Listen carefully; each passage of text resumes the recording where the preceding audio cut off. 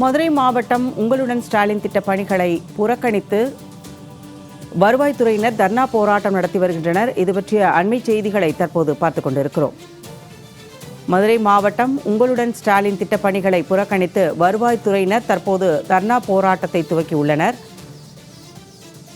இது குறித்தான அண்மை செய்திகளை தற்போது பார்த்துக் கொண்டிருக்கிறோம்.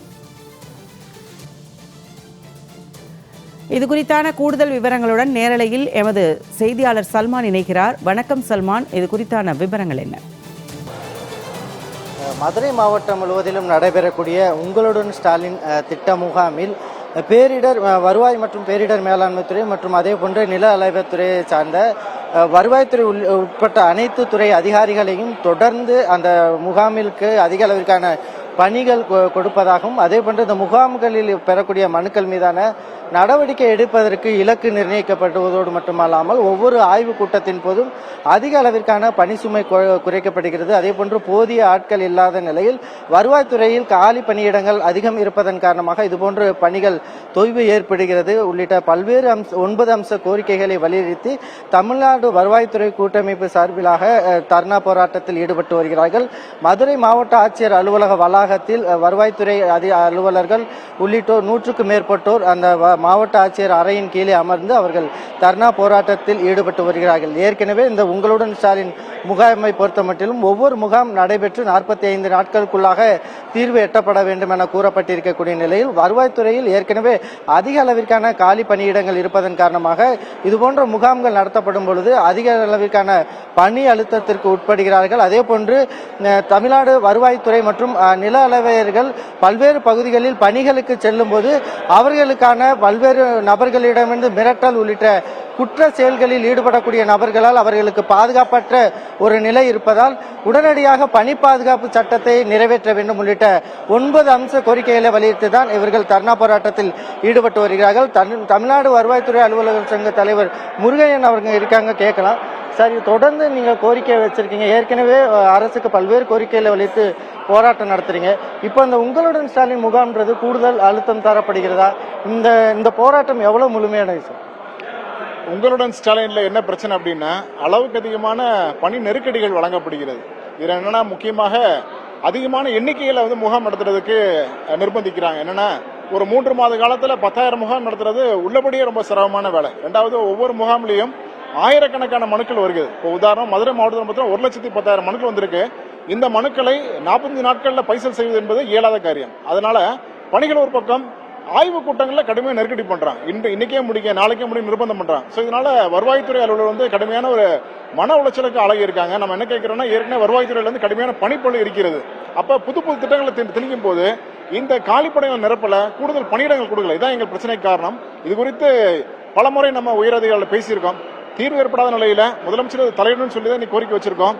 இன்று முதலாக இந்த உங்களுடன் திட்டத்தை புறக்கணிப்பு பண்ணியிருக்கோம். அது மாத்திரம் இல்லை, இன்னைக்கு 42,000 பேர் வட்டாட்சியர் நிலையிலிருந்து துணை வட்டாட்சியர்லேருந்து கிராம உதவியாளர் வரைக்கும் 42,000 அலுவலர்கள் இன்னைக்கு பணி புறக்கணிப்புல ஈடுபட்டு இந்த காத்திருப்போட ஈடுபட்டிருக்கோம். இதோட கோரிக்கைகள் நான் அரசுக்கு தெரிவிச்சிருக்கோம். இதை விரைவாக பேசி பேச்சுவார்த்தை அடிப்படையில் தீர்வான எங்களுடைய முக்கியமான அம்சமா இருக்கிறது. முருகையன், மாநில ஒருங்கிணைப்பாளர். தொடர்ந்து இந்த ஆய்வு கூட்டங்கள்ல போது இலக்குகள் நிர்ணயிக்கப்படுகிறது, உயர் அதிகாரிகளோட அழுத்தம் அதிகமா இருக்குது. ரெண்டாவது, செய்ய முடியாத இலக்குகள் இன்னைக்கு அதிகாரிகள் நிர்ணயம் பண்றாங்க. ரெண்டாவது, தரவரிசை கொடுக்குறாங்க.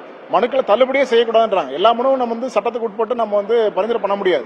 சில இனங்களை தள்ளுபடி தான் செய்ய வேண்டியிருக்கு. ஆனா தள்ளுபடி இருக்கக்கூடாதுன்றாங்க. அதே போல ஏபிசி ரேங்கிங் சென்னையில இருந்து போடுறாங்க. அப்ப அந்த பார்த்த மனுக்களே பார்த்த வேலைகளே மீண்டும் மீண்டும் செய்யக்கூடிய வேலைகள் இருக்கு. அப்ப இதுதான் எங்களுக்கு நெருக்கடின்னு சொல்றோம். இப்ப நம்ம என்ன சொல்றோம், இதற்கான அடிப்படை கட்டமைப்புகளை நீங்க மேம்படுத்த வேண்டும். நீங்க வட்டாளர்கள கணினி கிடையாது, பிரிண்டர் கிடையாது, நெட் கனெக்ஷன் கூட சொந்த காசு பார்த்து வாங்குற மாதிரி இருக்கு. அப்ப இந்த அடிப்படை கட்டமைப்புகளை மேம்படுத்த வேண்டும். இதற்கான கூடுதல் பணியிடங்களை ஏற்படுத்த வேண்டும் நான் கேட்கிறோம். ரெண்டாவது முக்கியமானது, இன்னைக்கு நகரப்புறங்கள்ல அளவுக்கு அதிகமாக மக்கள் தொகை பெருகி இருக்கு. ஆனா 50 ஆண்டுக்கு முன்னாடி இருந்த மக்கள் தொகைக்கு ஏற்பதான் நீ பணிகள் வழங்கியிருக்காங்க. அப்ப அந்த மக்கள் தொகைக்கு ஏற்ப கூடுதல் பணியிடங்கள் வழங்குறோன்ற ஒரு முக்கியமான கோரிக்கை வச்சிருக்கோம். இந்த பணிகளின் போது பாதுகாப்பு இல்லாத ஒரு நிலைமை இருக்க வருவாய்த்துறை அதிகாரிகளுக்கு, நில அளவையர்களுக்கு எல்லாம் அரசு என்ன சொல்றாங்க, அரிசி கடத்தல் மணல் கடத்தல் இருக்கக்கூடாதுன்றாங்க. தடுக்க போறது நிறைய சிரமங்கள் இருக்கு. ஆக்கிரமிப்பு அகற்ற சொல்றாங்க. ஆக்கிரமிப்பு அகற்றும் போது நிறைய சிரமங்கள் இருக்கு. இப்போ நில அளவர்கள் வந்து இன்னைக்கு வந்து சர்வே பண்ண போறாங்க, அது நிறைய தகராறுகள் இருக்கு. அப்போ என்ன கேட்குறோம், காவல்துறை போன்ற எங்களுக்கு எந்த ஆயுதமும் கிடையாது, நிராயுதமான இன்னைக்கு களத்தில் இருக்கான். அப்போ சிறப்பு பணிப்பாத சட்டம் வேணும்னு கேட்குறோம். களப்பணியாளர் இது மிகப்பெரிய பிரச்சனை. லூர்து பிரான்சிஸ் இந்த கிராம நிர்வாகிகள் வந்து தன்னுடைய பணிகளை நேர்மையாக பண்ணதுனால வெட்டி படுகொலை செய்யப்பட்டார். 2 நாள் கழிச்சு இன்னைக்கு வரைக்கும் அந்த தாக்குதல் வந்து தொடர்கிறது. ஒரு வருவாய் ஆய்வாளர் வந்து 3 மாதம் முன்பாக தாக்கப்பட்டிருக்காரு. பல்வேறு இடங்களில் வந்து கிராம உதவியாளர்கள், கிராம நிர்வாகிகள் தாக்கப்பட்டிருக்காங்க. அப்ப சிறப்பு பணிப்பாத சட்டம் என்பது காலத்தின் கட்டாயம். இந்த அரசு வந்து மேலும் தவம் செய்யாமல் இதை வந்து உடனடியாக வழங்க வேண்டும் என்றது முக்கியமான கோரிக்கை இருக்கு. பேச்சுவார்த்தை அழைக்கப்படாத பட்சத்தில் போராட்டம் தொடர்ந்து நீடிக்குமா, இல்லை உங்க தலைமையிலேருந்து பேச்சுவார்த்தைக்கு எதுவும் அழைச்சிருக்காங்களா சார்? இதுவரைக்கும் பேச்சுவார்த்தைக்கு அழைப்பு இல்லை என்பதுதான் ஒரு கசப்பான உண்மை. கடந்த போராட்டங்கள்ல பாத்தீங்கன்னா அரசு மட்டத்தில் பேசுவாங்க, ஆணையர் மட்டத்தில், செயலாளர் மட்டத்தில், அமைச்சர் மட்டத்தில். கடந்த 2-3 மாதங்களா இல்ல, பல மாதங்களா பேச்சுவார்த்தை என்பதே இல்லை. நாங்க என்ன நம்பிக்கை வச்சிருக்கோம்னா, பேச்சுவார்த்தையில இந்த ஊழியருக்கான பிரச்சனை தீர்க்க முடியும், அதான் எங்களுடைய நம்பிக்கை. அந்த அரசின் கவனத்தை ஈர்க்கிறத இந்த போராட்டம் பண்றோம். ஆனால் இதுவரை பேசி அழைக்கவில்லை. அரசுக்கு மீண்டும் ஒரு முறை நாங்க வந்து வேண்டுகோள் வைக்கிறோம். பேச்சுவார்த்தை அடிப்படையில் இந்த 9 அம்ச கோரிக்கைகளை நிறைவேற்ற வேண்டும் தான் எங்களுடைய முக்கியமான அம்சமா இருக்கு.